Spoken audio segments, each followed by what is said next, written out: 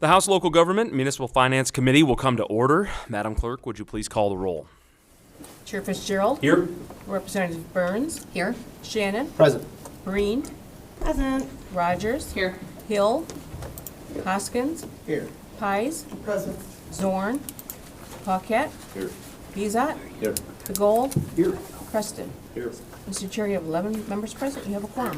Thank you so much.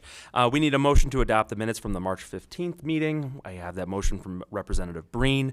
Moves to adopt the minutes of the House Local Government and Municipal Finance Committee from the 15th, and without objection, the minutes are adopted. So at this point, we are going to take a brief moment while there is some movement between the committee rooms here. So we're going to go at ease at call the chair.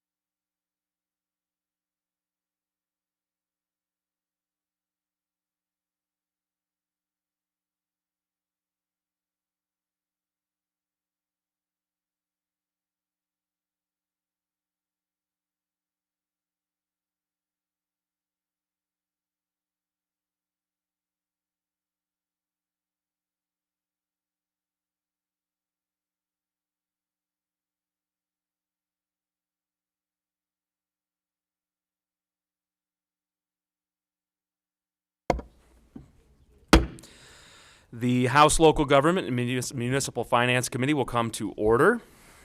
Today we do have testimony on a bill, HB 4375, as introduced by Representative Grant.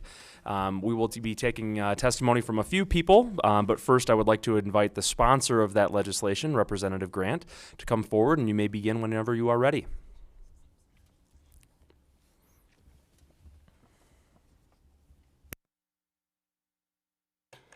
And thank you, Chair, and other members of this committee for the opportunity to testify in support of my bill, HB 4375, which would allow certain cities in Michigan to form city land banks.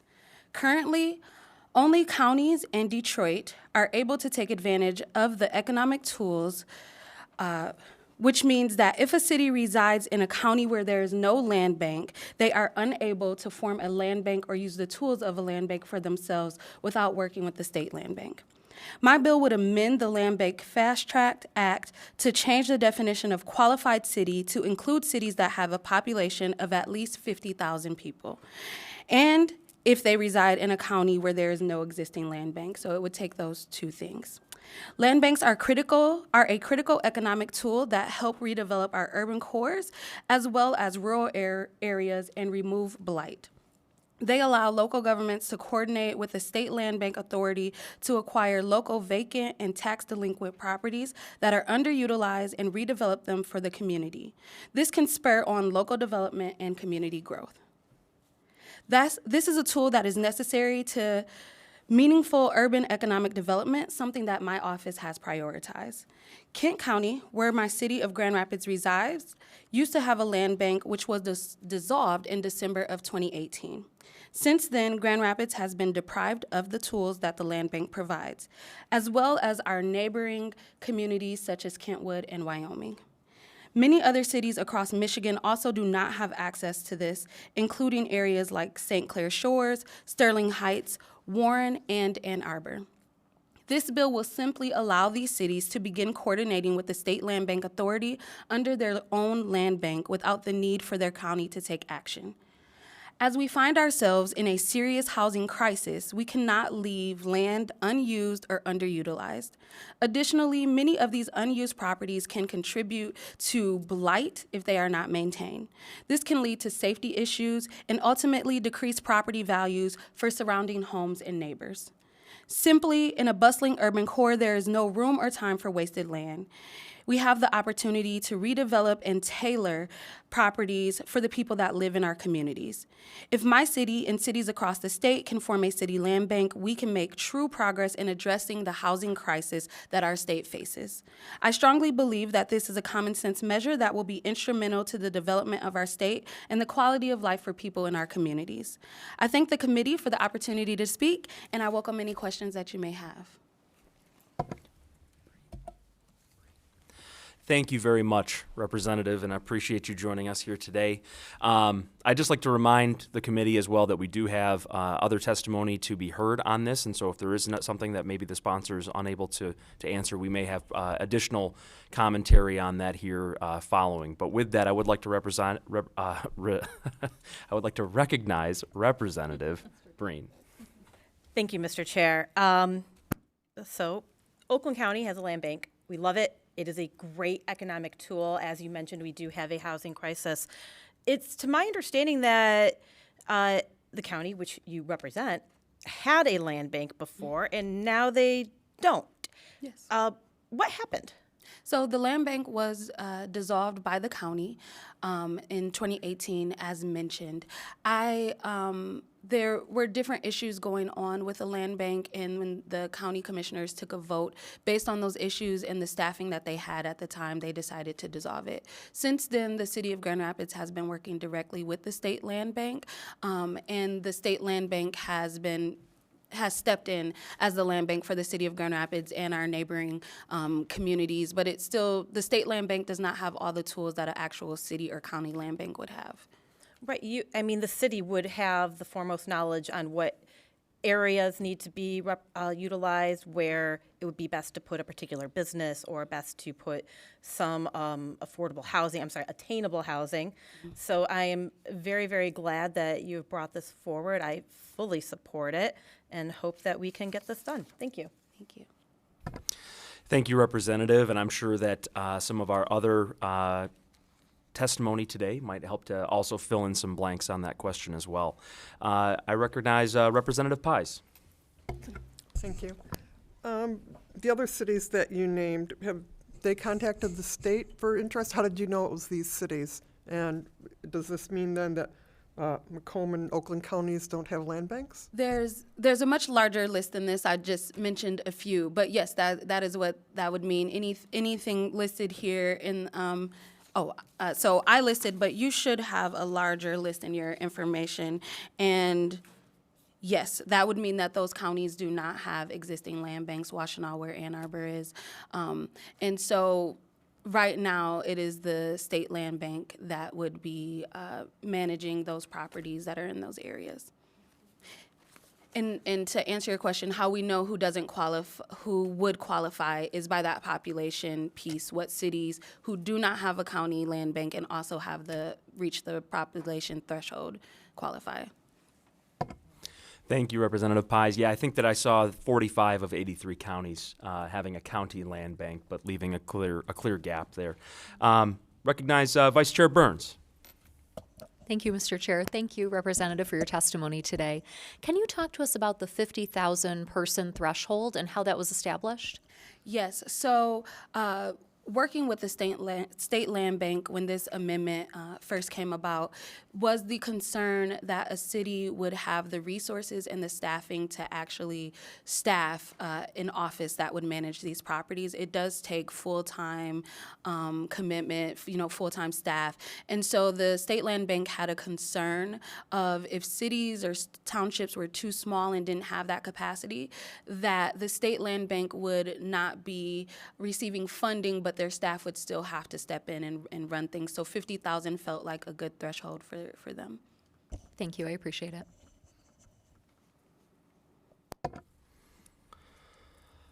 Seeing no other questions for Representative Grant, I'd like to thank you for your time and thank you so much for coming across the hall here to testify in support of your bill. With that, you are dismissed. So thank you very much. Also, to provide testimony on this today, I'd like to call forward Mayor Bliss of the city of Grand Rapids. I do represent a portion of this fine city. I'd also like to welcome Karin Farrick, also of the city of Grand Rapids, to provide your testimony on the bill. Clearly, this is something that was just brought up, that your city was directly impacted with regard to this decision and would be also set to benefit from this legislation. So I look forward to your testimony, and you can begin when you're ready. Thank you. Karin Farrick with the City of Grand Rapids. I'm the Government and Legislative Affairs Officer. And I did bring my mayor today, Mayor Rosalind Bliss, for the city to really talk about why this is such a priority for the City of Grand Rapids. So I'm going to turn it over to her. Yeah, thank you. Thank you, Karin. So good afternoon, everyone. What a joy to be here. Thank you for inviting me to be able to share a few words with you. But to start off, I want to thank you all for your service. I know that you do great work here in Lansing, and we really appreciate that back in our local communities, and just really grateful to have Representative Fitzgerald representing West Michigan. So thank you for this opportunity. I want to also thank Representative Grant for bringing this bill forward. And this bill is and actually has been a priority for the City of Grand Rapids for a number of years because it would allow us the ability to establish a local land bank, a tool that you all know already exists in cities and counties all over the state of Michigan. So this legislation, as Representative Grant said, would allow Grand Rapids to establish a local land bank with local leaders on the board and provide another tool to leverage and enhance the effectiveness of the tools that we know are so critical, especially right now, to move forward economic development opportunities in our city. So as you know, Grand Rapids, we enjoyed a actually very positive and productive relationship with the Kent County Land Bank when it did exist. So I appreciate that question about the Kent County Land Bank. I served on the board the entire time when the Kent County Land Bank was in existence. And the county authority provided a number of really valuable land banking services to the City of Grand Rapids. And we were strong partners with them in the furthering of a number of strategies to address not just housing issues, but challenging blighted properties throughout our city. The authority was dissolved, as Representative Grant said, at the end of 2018, taking effect in 2019. And since then, I am incredibly grateful to the State Land Bank. They have been strong partners for us. We've turned to them to help us on a number of issues, and they've been really fantastic, and they've filled a number of critical gaps. But having served on a local land bank and then, over the last number of years working with the State Land Bank, there are things that we don't have available to us because we don't have a local land bank. We don't have someone working on this issue every single day in our community, doing not just the reactive work that's needed, but the proactive work that we experienced when we had a Kent County Land Bank. So we believe that a local solution would provide a more effective means to address local challenges and be much more strategic with these tools, including housing production and looking at and providing opportunities to redevelop challenging blighted industrial properties. So in particular, Grand Rapids, we have, if you don't know much about our city, we've done a lot of work to try to make sure that we have tools available to address the needs of our community. We recently capitalized both the local Brownfield Revolving Fund, and then a couple years ago, our city commission, and I'm grateful my city manager is here today as well, we created a local affordable housing fund. So these two tools, coupled with a local land bank, we could do so much more work, and we could be much more aggressive to address the challenges that we have. So in addition, it would provide the city with the ability to utilize the expedited quiet title powers granted in the land bank, and I know you all are familiar with those, as well as work with a number of our private and nonprofit developers to identify what we can do to work together to move forward some of these important projects more quickly. So again, thank you for consideration of this bill. I appreciate the opportunity to come today and testify, and I'm happy to answer any questions that you might have. Well, thank you so much for coming in today to provide this testimony and this perspective on how this would impact your home community. One question that I do have for you, Mayor, clearly you serve on a group called the Urban Core Mayors. And I'm not asking for you to speak on their behalf today, but clearly this must have come up in conversation as we are looking at not only cities within Kent County, which we do have 3 that could, in fact, participate in this legislation, but we do have the likes of St. Clair Shores, Sterling Heights, Warren, and Ann Arbor, who would also qualify under the current language. Can you tell me a little bit about the conversations that you've had with your peers throughout the state about how this would impact their communities and why this would be of benefit? Yeah, so thank you. So if you're not familiar with Urban Core Mayors, it's the mayors of the 13 largest cities in the state of Michigan, and we get together monthly. I'm glad to see our partners from Michigan Municipal League here as well, because they help us organize and lead that work of the Urban Core Mayors. And so one of our priorities on the Urban Core Mayors is to have tools locally and to also have local control. And this is very much aligned with that. So obviously a number of the cities who are urban core cities, they have countywide land banks that they work with. But as you indicated, there's a number of us who don't. So this is aligned with our desire to support tools that help with economic development. So it's whether it's the housing TIF bills that are currently being discussed, some of the housing bills that happened and that occurred late last year. We have been very supportive at the Urban Core Mayors for all of that legislation, including anything we can do to provide additional tools for local communities. Thank you. Do we have any other questions? All right, seeing none, I'd like to thank you both, Ms. Farrick, Mayor Bliss. Thank you so much for coming in today. You are welcome to rejoin your colleagues. And with that, I'd like to call forward Jen Rigterink from the Michigan Municipal League to provide some comment on this legislation as well. And when you are ready, you can begin.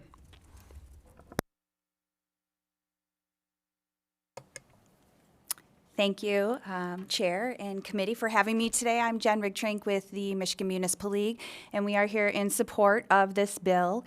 And I am also here to help answer any questions. As in a prior life, I actually did help set up the Kent County Land Bank in around about the first 7 county land banks that we had in the state of Michigan.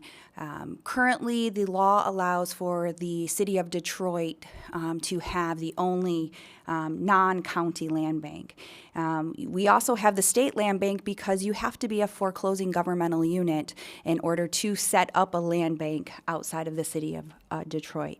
And so any of those counties that still have Treasury or the state do their tax foreclosures for them at this point are ineligible to set up their own land bank. But this would also help in some communities if they are in one of those non-foreclosing governmental unit counties to participate in putting together a local land bank. And a lot of it does run around capacity. And the state land bank has great capacity. They are great partners to the county, the existing county land banks right now. But in the situation of Kent County dissolving theirs and allowing the city to take on and be able to use that as a local tool versus having to go through the steps. We always talk about, waste in process, and so eliminating extra steps to force them to go through the process at the state level when they have the capacity and the resources to operate and use that tool. We think this is a great use of a new tool to allow those communities to be able to go forward and set up their own local land banks. Thank you very much. I do have one question for you, which does pertain back to that 50,000 threshold. You know, we clearly note that if there's not a county land bank, then those cities of 50,000 population or greater can participate or choose to participate with a city program. In looking at the population of Michigan cities, there are a number of cities who fall near or at that threshold of 50,000 who have a county land bank. Are there any cities, though, that are kind of glaringly obvious that may not yet be at the 50,000 threshold, but could be by the 2030 census or the 2040 census, that may wish to participate? Do we see anything, I guess in reviewing this, are you looking at there are people who may be missing out because of that threshold level? So at this time, we haven't had anyone that has approached us that has said they're close to or want to say there's not the opportunity. There's always the opportunity. We usually rely on our members to come forward to us. Now, if you've heard, the league testify on things with population thresholds previously, we'd rather there not be population thresholds, but understand why. I mean, in thinking about a community the size of 50,000, when it comes to tax foreclosures, they are going to have a larger amount of tax foreclosures going through that process than you'll have communities in smaller populations when you put the population numbers of properties to how much the tool will be used, the structure and capacity that has to be set up to utilize it. So I don't think that 50,000 necessarily has to be a hard number, but I think at this point when you're looking at the size of a portfolio, when it comes to the possibility of the property intake and what you'd be doing, as well as again that the capacity to run the land bank in the programming that goes around that, it makes a lot of sense. Thank you very much. Rep. Rogers. Thank you. My question, I'm not sure who is poised to ask this, so we may need to get an answer back later, which is totally fine. In the situation, the only one I am aware of is Kent County. So what would happen if this legislation were to become in state statute and then a county changed their mind and decided to go back? How does that work? I can't answer that question at this time. We'll find that out. Karin can answer that. Oh, Karin, excuse me. It's my understanding that this would not prohibit Kent County from reestablishing their own land bank if this were to pass. So really the requirement is just that for a city that's looking to do it, there can't be a county land bank at the time that they would establish. So it wouldn't prevent the county from then also establishing. So then as a follow-up through the chair, what would happen if the city of Grand Rapids, for example, had a land bank established and then Kent County next year decided to change their minds and reestablish? So you'd have like a competing... They would operate, I believe, just the same as the city of Detroit does with the Wayne County Land Bank. Thank you. A little bit of precedence there, seeing as we have the city of Detroit having taken this opportunity before. Yeah. So, thank you. Representative Pies. My questions were answered, thank you. Okay, thank you. Well, seeing no other questions for Ms. Rigdrank, thank you so much for coming and testifying. You're welcome, and I hope actually to be back before you for some other land bank tweaks in the future. All right, wonderful. With that, we will read in some cards.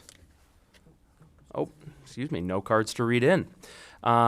Well, thank you very much. That'll conclude our testimony today on 4375. And we do have a presentation here today. I'd like to invite forward Stacy Hissong from the Michigan Association of County Drain Commissioners. And your presentation is loaded up, so you're welcome to take a seat. And when you are ready, you can begin. Thank you, and good afternoon. So Here to talk about drain commissioners and everything they do, and I think with the exception of our representatives from the UP, I work with or have done projects with the drain commissioners in each of your counties. Again, I'm Stacy Hissong. I serve as general counsel for the Michigan Association of County Drain Commissioners. I'm gonna just give you like a little bit of history of why in the world does Michigan have drain commissioners. We're the only state that has a countywide elected official like that. And so you're gonna leave here knowing more about this than you probably wanted to know. But help you understand why we have them and why we are so necessary. So with that, our drain commissioners wear many statutory hats. The first and foremost is executing the duties under the drain code. But often, about half of our counties use the office of the drain commissioner to act as the county enforcing agent for soil erosion purposes. They're the delegated authority for inland lake levels. We have almost 400 inland lake levels, and as an example, Oakland County has over 40 that the Water Resources Commissioner Office administers. They are on the County Board of Parks and Recreation Commission, the County Board of Public Works. They get the lovely job of sitting on the lake improvement boards as well, and then do many reviews with regard to stormwater for plats, etc. So it is a busy office. So this is one of my favorite quotes from a recent Supreme Court case. The Drain Code of 1956 is an exceedingly complex statute, the provisions of which are apparently known by few in the profession and understood by far fewer. That's so true. It has over 600 sections in it, over 20 chapters with 600 sections, and some of those, while it was recodified in 1956, haven't changed much since the early 1800s. And so we almost at our law firm thought of putting together a sleep app of one of the attorneys in our office reading the the drain code through. And so it is complex, but it is so essential for our special state. And so to give an idea of how many drains do we have in the state, I always show this picture of Monroe County, and I ask people when I give talks about drain commissioners, how many drains do you think Monroe County has? And I get 12. Oh, no, many more than that, 40, et cetera, people guessing. And I'm going to show you the next page is a map of just the open drains, not counting the storm pipe. This many. There are over 1,000 separately established county drains in Monroe County. Monroe County is not the winner in terms of the number. Saginaw County has many more. Wayne County rivals that. Oakland County, I think, is coming up on the high side of that. So lots and lots of drains. In Wayne County, there are more miles of county drain than there are miles of county road. It is essential to keep this state moving in terms of drainage. So Michigan, the land before drains, I told you we were going back in history and we're going all the way to the beginning of our state and why this is important. Our state was not habitable when we first started. So in the War of 1812, President Madison asked General Tiffin to do a report and wanted to give acreage to people who had served in the war as compensation for serving in the war, and he sent General Tiffin and his staff to survey Michigan. They came back because they were going to give lands in the state of Michigan and said, nope, give it somewhere else. And this is the quote from that Tiffin report. Michigan apparently consisted of swamps, lakes, and poor sandy soils not worth the cost of surveying. Not more than 1 acre in 100 or perhaps 1,000 could be cultivated. And so that it was true. That was very true. What we will see is that where we are sitting now was under several feet of water. And there was actually a developer in the state of New York who owned this property, bought it sight unseen, and donated it to the state of Michigan when we were having the debate about where our state capital should be, in hopes that the capital would be built here. That means his land all around it would be drained and worth something. And that's exactly what happened. So without drains, this building would not be possible. And at the beginning, it was about building roads and then just basically making Michigan a safe place to live because there were, like we said, several feet of water, and with that comes disease. So I show some stats on this slide about typhoid and cholera. In fact, one of our governors as a territory died of cholera during when he was in office. So, when we talk about roads, I think drains go hand in hand with that. You cannot fix the roads if you don't have good drains first. And if any of you go through Huron County as an example, you will see drains where you could lose a semi in the side of the road in the size of that drain. That is what they actually use the spoils from to build the roads. And so drainage has to happen before roads. So in the early beginnings of our state, there were several laws passed about drainage and highway building altogether. Governor Cass was a big part of this, and the big goal was to have a road from Detroit to Chicago. And I am not making this up. In the research that I did, if you watch the old Western movies and you see this guy with like a raft, and if your covered wagon came, you'd pay him to get on the raft and he'd take you across to the other side of the river. We had that here on 94, or what would become modern day 94. It was too wet to get a road all the way through. Drainage is essential to roads. And so the legislature, when we became a state, thought that was important too, because it was one of the first statutes passed after statehood. Now, because we have drains that are well over a century old, we also have easements that are well over a century old. And I brought an example from Wayne County. They are in big LIBOR books, onion skin, and they lay out the easements that we are working with and the route and course of the drains that we are working with. That's where we have jurisdiction. And they're super fun to read. I get so lucky that I get to do this on a day-to-day basis, and you'll read them, and the old surveyor notes may be Mrs. Robinson's oak tree on her property. It goes from there to where this person says there's not always modern day survey descriptions in this, and I had one easement that said it was wide as a team of mules needed to turn around, which is really fun to try to explain in modern day terms.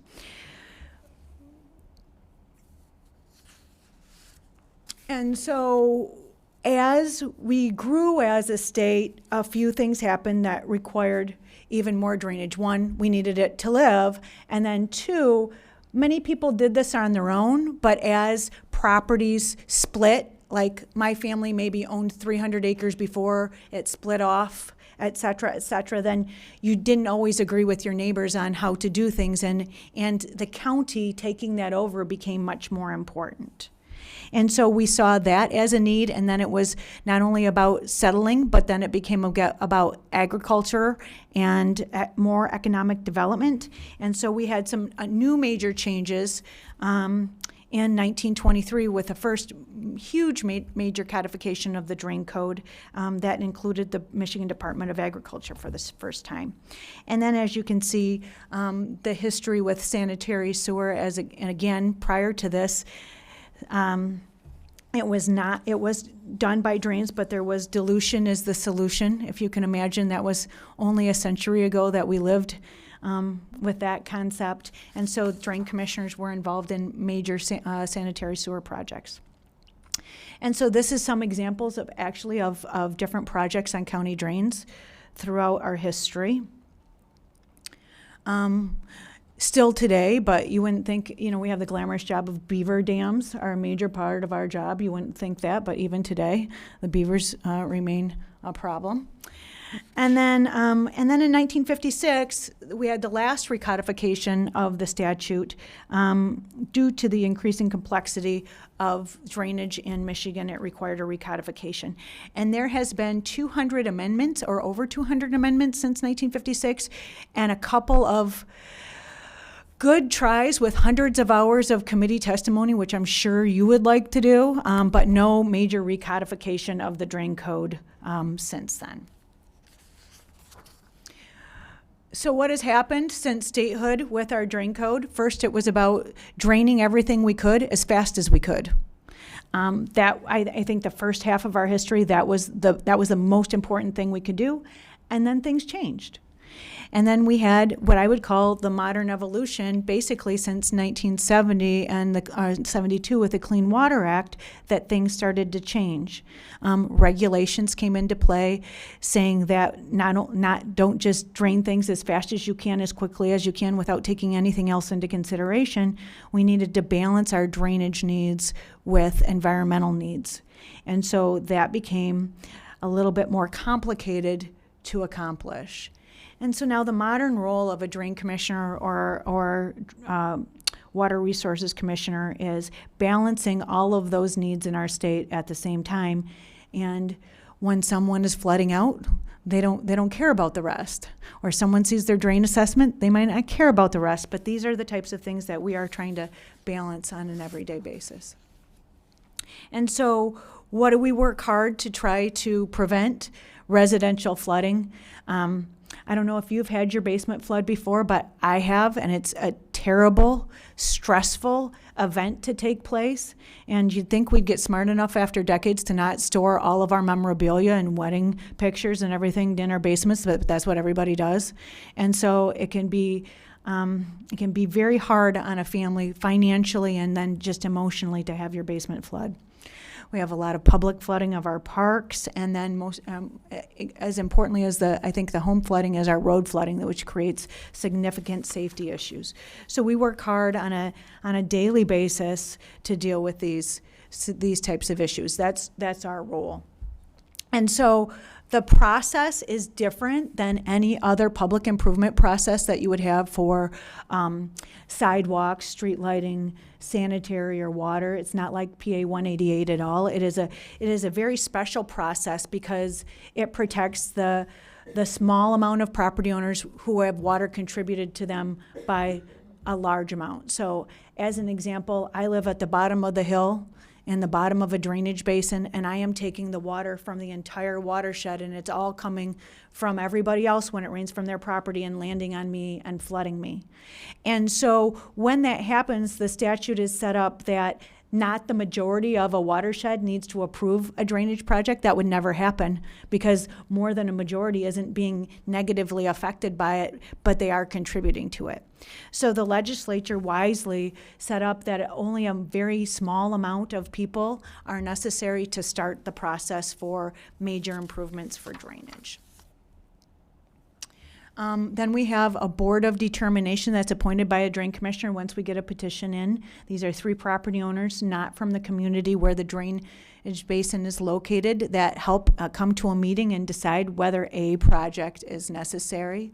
And then if it is found necessary, we move to the drain commissioner's role in deciding design, easements, permitting, many conflicts with other utilities. I don't think people think about drainage with other utilities. We have a inter-county drain project that's going to go along Waverly Road. And right now the drain can't even hold a 1-year storm event. I think it's not even a quarter-year storm event. If it rains more than an inch, there's major flooding. And we need to improve that. And there's no room underneath the road where the drain currently is.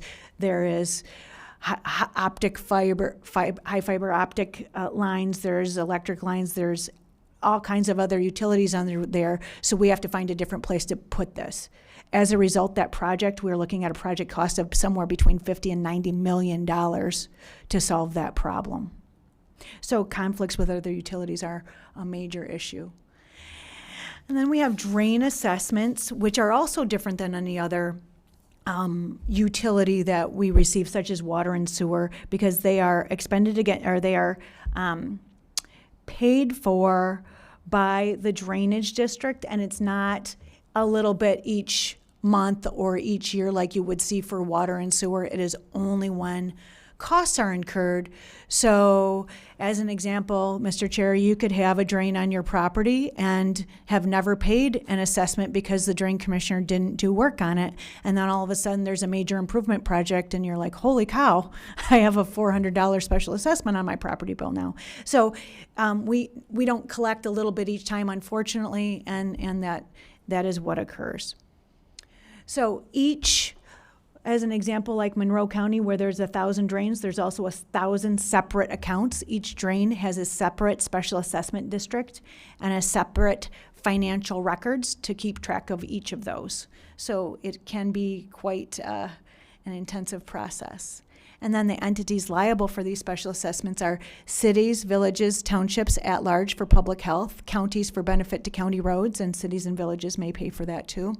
The Department of Transportation for benefit to state highways, and then properties in the drainage district for their benefit that they derive from each parcel. State lands are exempt from assessment, and you're gonna probably hear from us about that later, because DNR lands are exempt, and that has become, as the DNR owns more lands, increasingly problematic for a drainage district that has a lot of DNR lands in it, because the property owners next to those DNR lands have to pick up the tab for the entire project, and the state pays nothing. So expect to hear from us about that issue, because it's definitely a problem for those property owners.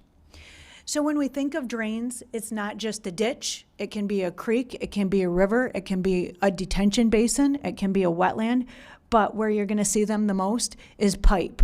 Underground pipe, whether it's farm tile in Ithaca County, or in Ithaca and Gratiot County, where we have a huge amount of agricultural properties, or I think this is from Macomb County, where we have pipe. You could walk through, you could probably, drive a school bus through some of the pipes that they're so big in Macomb County and Oakland County. And then drain commissioners, again, balancing the need for better environmental practices when doing drain projects, have some projects like that include things like rain gardens. And then I've talked enough, so unless you have any questions, I think I'm finished. Well, thank you so much for coming in and to present today. I do have one question with regard to a drain commissioner. Yeah. is an elected role. And should there be a question with the management of that operation or of that department, who is it that the drain commissioner would answer to or be responsible to other than the people? I'm curious to know the role of the drain commissioner and how those interact with other officials in various jurisdictions, what kind of collaboration there is, cooperation or responsibility too. Okay, so it is an elected position with a couple of exceptions. Wayne County is an exception where the county executive appoints the drain commissioner. That is not an elected position. And then in counties with, I think, a population under 10,000, it's actually the road commission serves as the drain commissioner. So just like other county electeds, I think the drain commissioners are, of course, elected, and then they are like any other county electeds, where they're responsible for their department and for executing the statutory duties that the legislature have provided them. But again, they count on the county board of commissioners and the county general fund for helping fund the administrative duties of their office. In terms of collaboration with other county electeds or other county forms of government, I think that varies county to county, and how much that happens, just like it would with any, it would become the personalities and then the history of that county, just like with any other county elected. I know in Macomb County, as an example, the Public Works Commissioner collaborates with cities a great deal and other stakeholders. So I guess it just depends, but I'm not aware of any county that doesn't try to do that at the county elected level. Thank you. Mm-hmm. Rep. Rogers. Thank you. Yes, it's a very important position and very technical in nature, and they are ultimately responsible to the voters, and that is it. And we've had an issue a long time ago, not with our most recent one, but a long time ago with a Kalamazoo County Drain Commissioner that had a health crisis, and there wasn't really much we could do. I just want to sing Ms. Hisong's praises, because we have had a lot of flooding and a lot of problems in my own county of Kalamazoo, and she has been instrumental in working our way through a lot of drain issues, so thank you. You're welcome. I wish I could say that we're finished in your county, but we are not. We are not. Thank you so much. Rep. Hill. Thank you. This is fascinating. I have a lot to learn, it looks like, about Michigan. So I'm in the Upper Peninsula. Yes. 2 of my counties are under 10,000 people. And you seem to draw a distinction between what happens in the Upper Peninsula and the Lower Peninsula. So if you could explain some of that. Sure. And I am baffled that each drain has its own taxing authority. That I am just stunned that that's how that works. And just do the counties literally have 1,000 different accounts? Absolutely. Yes. Wow. Because if you're in, I'm going to pick on you, Mr. Chair, because you're right in front of me, and yeah. So if you're in, let's say, the Wildflower Meadow subdivision, and there's a drainage district for that, and you paid money for that, then you're not going to go to Representative Burns' district, she might be, in a completely different part of the county, and she needs work done on hers. We're not going to take your money that you paid for your watershed and use it there. And so it's very specific as to the watershed, and so we keep track of that very, very carefully between each of the drains. So why haven't I done a project in the Upper Peninsula? And why don't we have a lot of talk about drains in the Upper Peninsula is a few things. One is soil type. And I'm an attorney, so I'm not going to get into that, but once you get north of roughly US 10, the number of drains we have that are established county drains goes down dramatically because of the different soil types. We do see and you also have the issue of population in terms of having an elected drain commissioner. We do have a few up there, and maybe one drain, maybe 2 drains, but really where we see the drain commissioners active up there is in terms of established lake levels. And then I've been working with a couple of your drain commissioners and doing a better review of subdivision plats or stormwater reviews to prevent flooding in more urbanized areas. May I ask a follow-up? Thank you. So I haven't heard you talk about climate change. Oh, but you're so going to once we bring up legislation. Yeah, okay. That's reassuring, actually. Yes. The inherent nature of drains is that a smaller drain goes into a larger. And so just briefly, right, so you're on the Wildflower Stream that flows into... They all have beautiful names like that. Yeah. Well, we have the Dead River and the Carp River in Marquette, so which sound a lot better in the original Ishinaabeg, I'll tell you, than they do in English. So what about just because, again, inherently the water is flowing downhill, so there are accumulations, as you said, at the bottom of the drain. So it seems like it would make it incredibly challenging to therefore actually accommodate what is happening in an entire watershed. And Yes. So we had, as a state, we had enough water problems as it was in the 1830s, and now we have wetlands that have been drained, we have cities, we have subdivisions, we have all kinds of things that have happened, and we're trying to manage that. So Representative Hill, I'm hoping that we get to talk about this in great detail. Last week, Representative Morris and Representative Vanderwall introduced legislation, House Bill 4382 and 4383, who were co-sponsored by 4 of you in the room, and so thank you for that, to deal with exactly what you're talking about.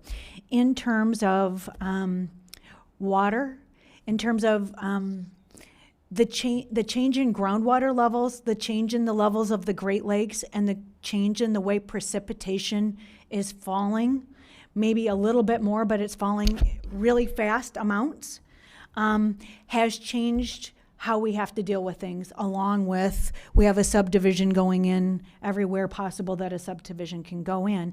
And so it is becoming exceedingly challenging with the toolbox that we have from 1956 that really hasn't changed to manage that the way your constituents are demanding. So those 2 bills, championed by Representative Morris, who's a rock star from Kalamazoo County, are an attempt to help us take a step in managing that.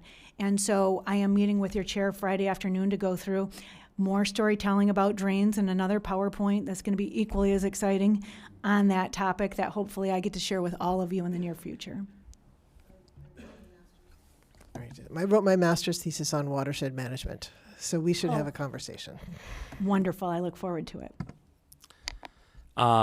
We have a few more people with questions, and to stay on track and on time, I just ask that my members, be sure that we streamline our questions as best as possible. So, Representative Pies. Thank you. And I'm not even sure that this is the right question. So sometimes the county executive will appoint representation to boards. Am I thinking about something else, or am I correct on that? So the county executive in Wayne County appoints a drain commissioner, and right now that is Almika Steele. And when there is a petition, Ms. Steele will appoint a 3-member board of determination to have a public hearing to determine whether a drain project is necessary. Okay. You're familiar with Wayne County then? Yes. Okay. Is the Milk River? Yes. Yes. Okay, My Milk question River is is about slightly different. representation there. Okay, Milk River is slightly different for 2 reasons. One, it's an inter-county drain with Macomb County. And 2, well, it's different for a lot of reasons. 2, it's under what the chapter of the drain called Chapter 21, and so property owners aren't directly assessed. And so the board is made up of the drain commissioner each county and MDARD. And then 3, sanitary sewer is involved in addition to stormwater. Right. So There's some argument about representation on there being trading, so I'm wondering if there's a law or there is some kind of rule which decides who's appointed. Or there is, and I would be happy to speak with you after, because there is a section of the drain code that magically only applies to Macomb and Wayne County on that very issue. Thank you, Representative Breen. Thank you, Mr. Chair. Oakland County, so we have a water resource commissioner. Yes. So, and I would like to follow up with you separately, not this week, but soon. Yes. There has been M5, which goes right through like the Novi Farmington Hills area. Because of a drain that was put in about 1.5 feet too high, it has now destroyed the property of one of my constituents. It has been flooding, and it's been a fight between the county and the state as to who is responsible. So I will follow up with that separately. Yes. But as a general question, I am wondering what role, if any, you would be playing in what I anticipate to be a fight to get a statewide septic code.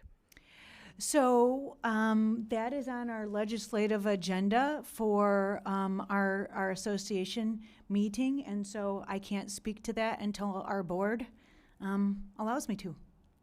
In Fair the enough. past, we have not gotten involved because it doesn't necessarily involve in county drains specifically, but I can tell you that we've had presentations at our drain conferences that blow my mind as to the amount of E. coli that enters a drain, and toilet paper hanging out the ends of pipes that are going into our county drains. And so it's made me never want to go into an open water course without showering after. I can tell you that from a personal standpoint, not as general counsel.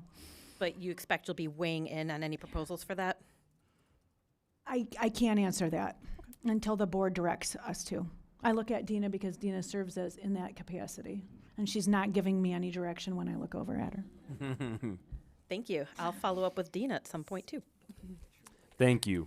And that concludes our questions for Thank you. today. Always exciting and never dry when you're talking drains. Oh, Yeah. good one. That's a new dad joke. New dad joke. Yeah, that's what I get. Thank you so much, Mrs. Ong, for joining us today. With that and with no members absent, the Local Government Municipal Finance Committee is adjourned.